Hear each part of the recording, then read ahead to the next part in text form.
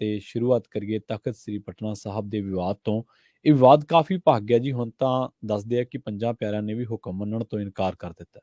ਬਿਲਕੁਲ ਇਹ ਸਿੱਧੀ ਇੱਕ ਚੁਣੌਤੀ ਹੈ ਜੀ ਸ੍ਰੀ ਅਕਾਲ ਤਖਤ ਸਾਹਿਬ ਦੀ ਪ੍ਰਭੂ ਸੱਤਾ ਨੂੰ। ਇੱਕ ਤਰ੍ਹਾਂ ਨਾਲ ਦੇਖੋ ਚੈਲੰਜ ਵਾਲੀ ਗੱਲ ਹੋ ਜਾਂਦੀ ਹੈ ਕਿ ਜਦੋਂ ਕੋਈ ਹੁਕਮ ਮੰਨਣ ਤੋਂ ਇਨਕਾਰੀ ਹੋ ਜਾਂਦਾ ਹੈ। ਤਾਂ ਵੇਖੋ ਇਹ ਰਫੜ ਉਦੋਂ ਹੀ ਪੈ ਗਿਆ ਸੀਗਾ ਜਦੋਂ ਅਕਾਲ ਤਖਤ ਸਾਹਿਬ ਤੋਂ ਇਹਨਾਂ ਨੇ ਗਿਆਨੀ ਇਕਬਾਲ ਸਿੰਘ ਨੂੰ ਤਨਖਾਹੀਆ ਕਰਾਰ ਦੇ ਦਿੱਤਾ। ਠੀਕ ਹੈ। ਰਣਜੀਤ ਸਿੰਘ ਗੌਰੇ ਮਸਕੀਨ ਦੀ ਸੇਵਾ ਖਤਮ ਕਰ ਦਿੱਤੀ। ਚਲੋ ਗੌਰੇ ਮਸਕੀਨ ਨੇ ਆਪਣਾ ਬਸਤਾ ਚੁੱਕਿਆ ਤੇ ਉਹ ਚੱਲਦੇ ਬਣੇ। ਉਹਨਾਂ ਨੇ ਆਖਿਆ ਕਿ ਬਈ ਠੀਕ ਹੈ ਜਿੱਦਾਂ ਤੁਸੀਂ ਕਹੋਗੇ। ਪਰ ਇੱਧਰ ਹੋਇਆ ਕਿ ਇੱਕ ਧੜਾ ਖਾਸ ਤੌਰ ਤੇ ਦੇਖੋਗੇ ਤਾਂ ਗਿਆਨੀ ਇਕਬਾਲ ਸਿੰਘ ਜੀ ਉੱਥੇ ਪੁਆੜੇ ਦੀ ਜੜ ਆ। ਪੁਆੜੇ ਦੀ ਜੜ ਆ ਕਿਉਂਕਿ ਮੈਂ ਉਦੋਂ ਵੀ ਸ਼ਾਇਦ ਤੁਹਾਨੂੰ ਦੱਸਿਆ ਸੀਗਾ ਕਿ ਅੱਜ ਤੋਂ 22 ਸਾਲ ਪਹਿਲਾਂ ਜਦੋਂ ਵਾਰੀ ਆਈ, ਜਦੋਂ ਮਾਨ ਸਿੰਘ ਜੀ ਚਲਾਣਾ ਕਰ ਗਏ ਤਾਂ ਵਾਰੀ ਦੇ ਮੁਤਾਬਕ ਜਿਹੜੇ ਸੀਨੀਅਰ ਗ੍ਰੰਥੀ ਸੀਗੇ ਉਹਨਾਂ ਨੇ ਉੱਥੇ ਸਾਰਾ ਕੁਝ ਸੰਭਾਲਣਾ ਸੀ। ਉਹ 65 ਸਾਲ ਸੇਵਾ ਕਰਕੇ ਚਲੇ ਗਏ ਸਨ ਮਾਨ ਸਿੰਘ ਜੀ। ਤੇ ਜਦੋਂ ਵਾਰੀ ਆਈ ਰਜਿੰਦਰ ਸਿੰਘ ਦੀ, ਜਿਹੜੇ ਕਾਇਦੇ ਦੇ ਮੁਤਾਬਕ ਬਣਦੇ ਸੀ, ਤਾਂ ਠੀਕ ਉਸ ਵੇਲੇ ਜਦੋਂ ਮਤਲਬ ਕਿ ਅਰਦਾਸ ਭੋਗ ਇਹ ਸਾਰੀਆਂ ਅੰਤਮ ਰਸਮਾਂ ਚੱਲ ਰਹੀਆਂ ਸਨ, ਤਾਂ ਠੀਕ ਉਸ ਵੇਲੇ ਉਸ ਟਾਈਮ ਜਦੋਂ ਗਿਆਨੀ ਇਕਬਾਲ ਸਿੰਘ ਛੋਟੇ ਗ੍ਰੰਥੀ ਸਨ, ਮਤਲਬ ਕਿ ਉਪ ਗ੍ਰੰਥੀ ਸਨ ਉੱਥੇ, ਤਾਂ ਇਹਨਾਂ ਦੇ ਮਤਲਬ ਕਿ ਉੱਥੇ ਇੰਨੇ ਫਸਾਦ ਪੈ ਕੇ ਸਮਝ ਲਓ ਕਿ ਉੱਥੇ ਸਾਰਾ ਕੁਝ ਖਰਾਬ ਹੋ ਗਿਆ ਜੀ। ਅਈਓ ਕੁਛ ਹੋਇਆ ਜਦੋਂ ਗਿਆਨੀ ਪ੍ਰਤਾਪ ਸਿੰਘ ਜੀ ਨੂੰ ਸੇਵਾ ਸੌਂਪੀ ਆ, ਲਾ ਲਓ ਕਿ 2014 ਦੇ ਕਰੀਬ, ਉਦੋਂ ਵੀ ਇਹ ਰੌਲਾ ਪਿਆ। ਤਾਂ ਮਤਲਬ ਕਿ ਉਦੋਂ ਤੋਂ ਲੈ ਕੇ ਹੁਣ ਤੱਕ ਮੈਨੂੰ ਨਹੀਂ ਲੱਗਦਾ ਕਿ 6 ਮਹੀਨੇ ਵੀ ਗਿਆਨੀ ਇਕਬਾਲ ਸਿੰਘ ਨੇ ਕਦੇ ਉੱਥੇ ਨਿਕਲ ਦਿੱਤੇ ਕੋਈ ਨਾ ਕੋਈ ਵਿਵਾਦ, ਕੋਈ ਨਾ ਕੋਈ ਵਿਵਾਦ।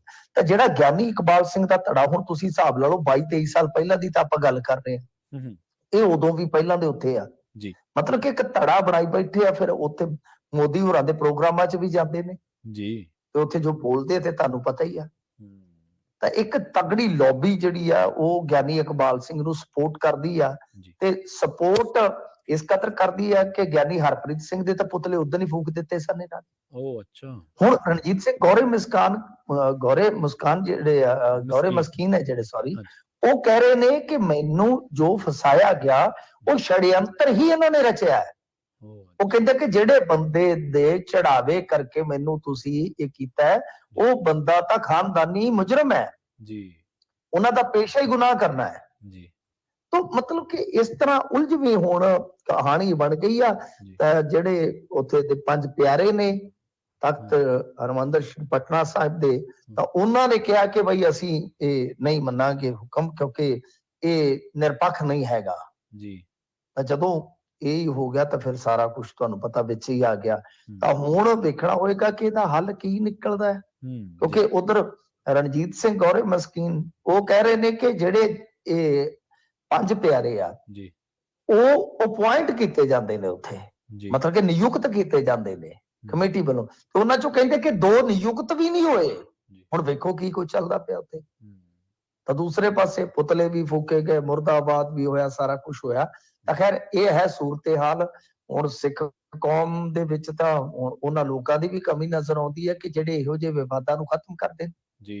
ਉੱਥੇ ਇਹ ਵੀ ਕਹਿ ਰਹੇ ਨੇ ਕਿ ਇਹਨਾਂ ਨੇ ਅਸਲ 'ਚ ਗੋਬਿੰਦ ਸਿੰਘ ਲੌਂਗੋਵਾਲ ਨੂੰ ਫਿੱਟ ਕਰਨਾ ਹੈ, ਤਾਂ ਇਹ ਗੋਟੀਆਂ ਖੇਡ ਰਹੇ ਨੇ।